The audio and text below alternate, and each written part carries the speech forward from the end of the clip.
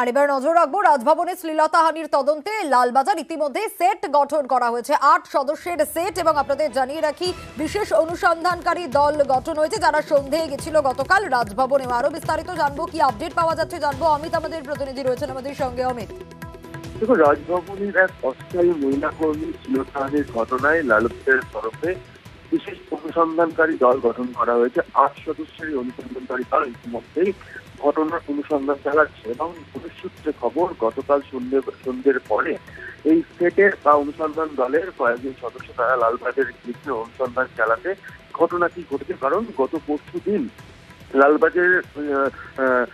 পরশুদিন রাজভবনের পিস রুমের একজন মহিলা অভিযোগ করছেন সরাসরি রাজ্যপালের বিরুদ্ধে যে দুদিন তাকে শ্লীলতাহানির শিকার হতে হয়েছে রাজ্যপালের দ্বারা।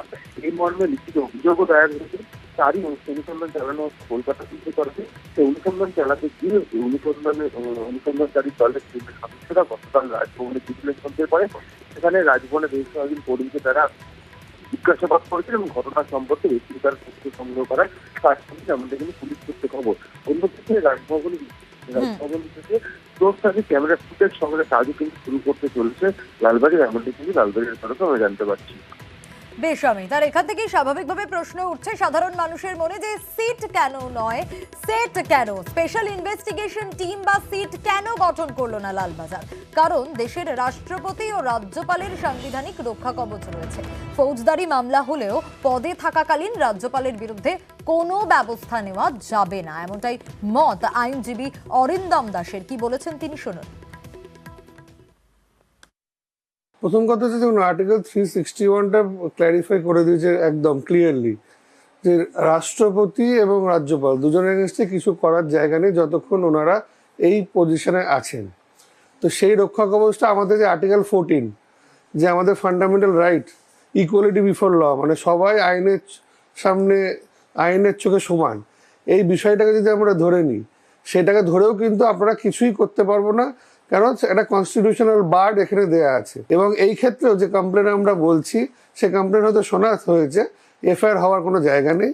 এবং এই কমপ্লেনের ভিত্তিতে আপাতত যতক্ষণ উনি রাজ্যপাল আছেন উনার এগেনস্টে কোনোভাবেই কোনো ক্রিমিনাল অ্যাকশন নেওয়া যাবে না। এবং সবচেয়ে বড় কথা, কোনো কোর্ট অফ ল, পুলিশের কথা বাদ দিলেও কোনো কোর্টও কিন্তু কোনো সামান বা কিছু কিন্তু পাঠাতে পারবেন না। রাজ্যপালের বিরুদ্ধে শ্লীলতাহানির অভিযোগ, পুলিশের নালিশ রাজভবনের পিস রুমের অস্থায়ী মহিলা কর্মীর। অভিযোগ অস্বীকার রাজ্যপালের। সিভি আনন্দ বোসের দাবি সাজানো অভিযোগ দিয়ে তাকে কোনোভাবেই দমানো যাবে না। স্যার, আজকে আমি যদি না প্রতিবাদ করি দুদিন পর আবার একটা মেয়ের সাথে এই জিনিস করবেন, আর আমি কন্ট্রাকচুয়াল স্টাফ বলে আমি চাকরি হারানোর ভয় কতদিন খুব বন্ধ করে থাকবো।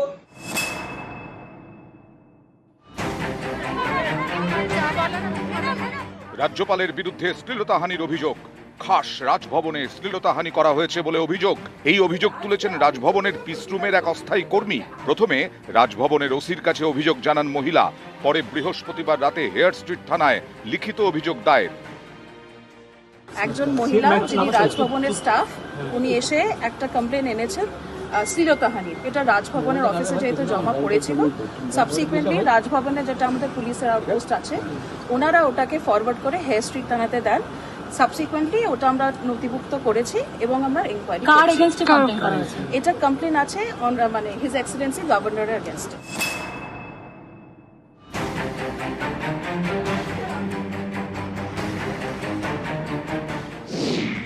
মহিলার দাবি 19 এপ্রিল তার কাছে সিভি চান রাজ্যপাল। সিভি দেওয়ার জন্য 24 এপ্রিল তিনি রাজ্যপালের সঙ্গে দেখা করেন।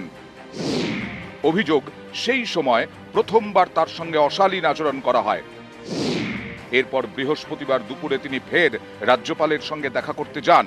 সেই সময় ফের তার উদ্দেশ্যে অশালীন ইঙ্গিত করেন রাজ্যপাল এবং স্পর্শ করার চেষ্টা করেন বলে অভিযোগ।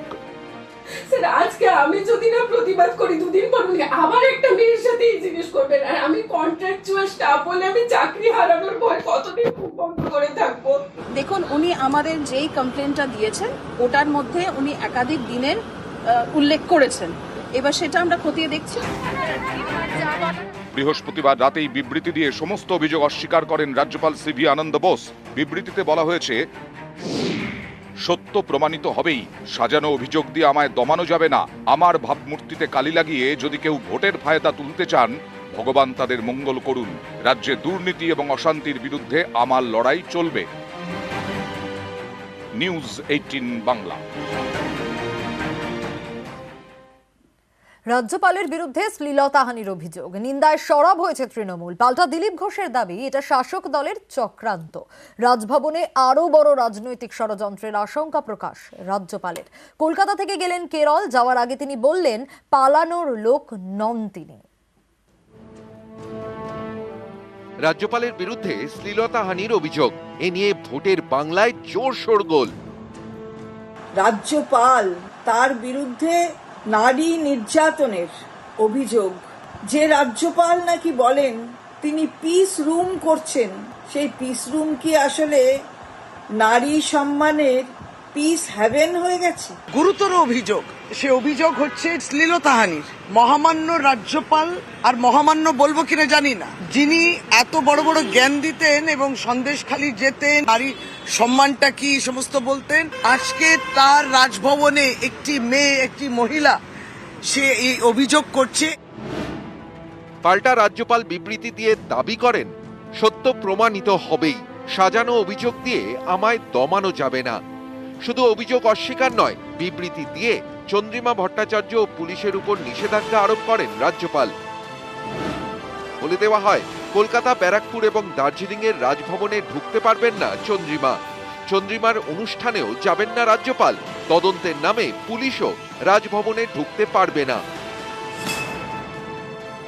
মিনিস্টারের কথা ভুলে যাও, আমি তো একটা নাগরিক। কোন জায়গায় আমার প্রবেশ কিংবা আমার যাতায়াত তাকে বাধা দেওয়ার অধিকার কারুরই নেই। যে ঔদ্ধত্য কিংবা অহংকার কিংবা এই যে ডিনাইল মোডে যেতে গিয়ে আমাদের রাজ্যের অর্থমন্ত্রী কে বলছেন তিনি আর যেন রাজভবনে না আসেন, তিনি বহিষ্কার করছেন। আর আমরা বহিষ্কার করছি কিনা আপনাকে যেটা জিজ্ঞেস করব, আমরা প্রতিবাদ করছি এবং প্রতিবাদীদেরও দমন করা হচ্ছে।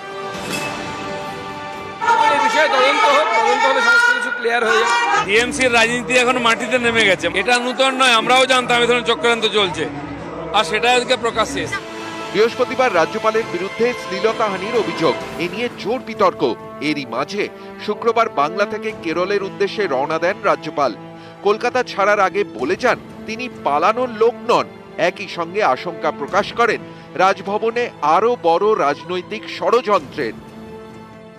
Now I have information, my very dear friends, that a more sinister plot has been hatched in the Raj Bhavan. We know the characters chosen for this. Beware. I was briefed about what I can expect in Bengal from certain political parties. I have braved many storms. I tell the political party that is plotting against me, I would like to be the captain of the storm, not captain of the calm. Bring out all the weapons from your armory. Use it against me. I have learned the lessons to fight, not flight. കേরলে পৌঁছেও সরব হন রাজ্যপাল। ധാരാളം ബോംബുകൾ വെച്ചിട്ടുണ്ടെന്നും എൻ്റെ കിടക്കയുടെ അടിയിൽ തന്നെ ഒരു bomb വെച്ചിട്ടുണ്ടെന്നും ഇവിടെ ആദ്യമായ ചരിത്രത്തിൽ ശരശൈ എന്ന് പറയുന്നത് ഒരു ബോംബ് ശൈയിൽ കിടക്കാമല്ലോ എന്നുള്ള ആഗ്രഹം കൊണ്ട് പോയതാണ്. പക്ഷെ അവിടെ ചെന്ന് ബോംബില്ല, പകരം ഒരു ബോംബ് വെച്ചു, അത് പൊട്ടിയില്ല. ഞാൻ ഒരു ഗവർണർ എന്ന നിലയ്ക്ക് എന്നെക്കുറിച്ചുണ്ടായ ആരോപണങ്ങളെക്കുറിച്ച് എന്തെങ്കിലും പറയുന്നത് ശരിയല്ല. എങ്കിലും എന്നെ വളർത്തിയ കേരളത്തിലെ জনങ്ങളോട് തൻ്റെ ഇടത്തോടുകൂടി തല ഉയർത്തിപ്പിടിച്ച്। তাহলে কি আপাতত কলকাতায় ফিরছেন না সিভি আনন্দ বোস? প্রশ্ন নানা মহলে। নিউজ 18 বাংলা।